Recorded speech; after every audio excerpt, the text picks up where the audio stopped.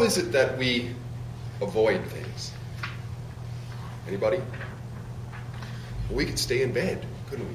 We could all still be in bed right now. Problem is that doesn't avoid everything. We could get bed sores. And it's not likely to happen, right? Now, what I want to talk about is avoiding getting hit by these things. This story begins because of a recent trip I did through northern British Columbia. Actually from Terrace to here. Anybody here ever been to Terrace? One. My wife used to say this place is in the middle of nowhere.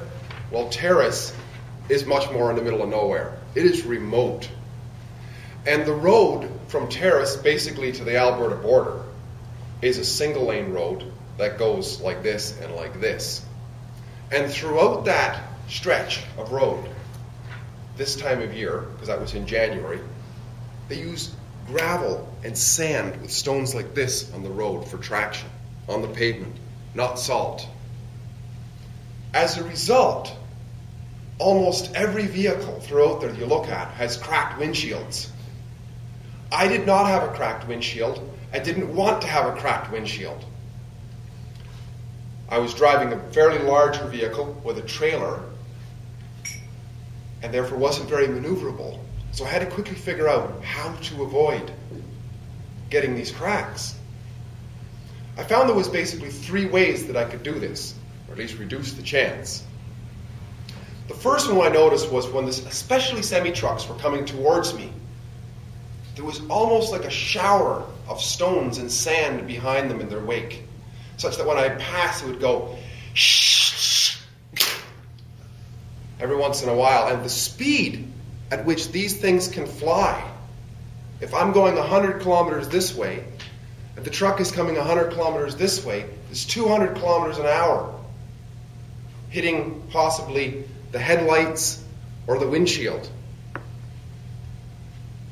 What I found then was that if I just simply move off as far as I could off the side of the road, this when especially the semi-trucks were passing, that the stones would fly mostly past me.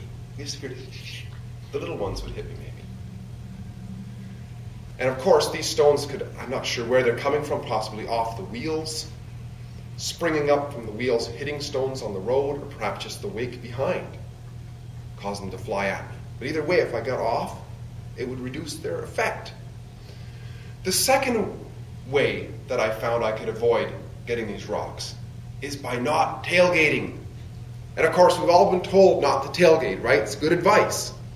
But what I found on these mountain roads is tailgating, as we typically know it, is still too close.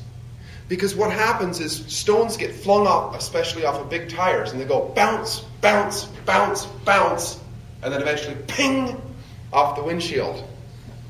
But what I found was if I hang back even farther, they would go ping, ping, ping, ping, and then maybe bounce off the road, and they would be negligible. The third way I found to possibly avoid these stones on the windshield is the result of vehicles wanting to overtake me. Remember I said I was driving a truck with a trailer, so I couldn't go very fast. And the passing lanes on the mountains are not very long. So people try to pass very quickly and pull right in front, tailgating very closely.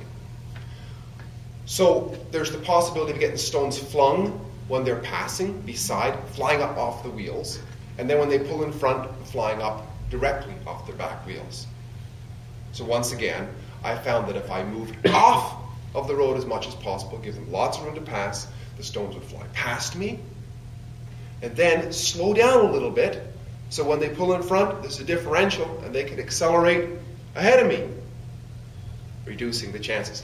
Now, of course, these are just reducing chances, because there was still the possibility, and I still got pinged, and in fact, I ended up with one small bird's eye because of that trip on the windshield, but nothing major. And there's also, in a lot of cases, a pile of snow on the side of the road, so it's impossible to pull over onto the curb, sometimes this high. What is it that I learned then as life lessons about this trip? Well, first of all, I found that by just being very vigilant, I could save myself hundreds of dollars in a costly windshield repair. Number one, that's pretty obvious, right?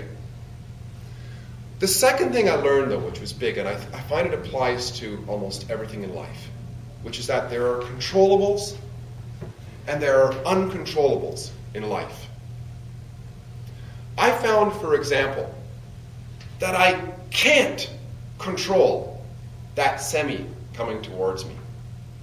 Nothing I can do. I can see the cloud of sand blowing behind it, but there's nothing I can do about it. I can control what I do about it as best I can. I can pull off to the side of the road and let that stuff fly by me. I also found that I can't control those who are behind me who want to pass. Now, especially if I'm driving a slower vehicle, I can't even control whether they're going to pass me or not. The only thing I can do is control my vehicle, get over, slow down, let them pass. And of course, I can't control the vehicle in front of me that I might be tailgating. They're there, they have the right to use that road. But I can control whether or not I tailgate or not. Lessons learned from dodging rocks. They're very valuable, I find.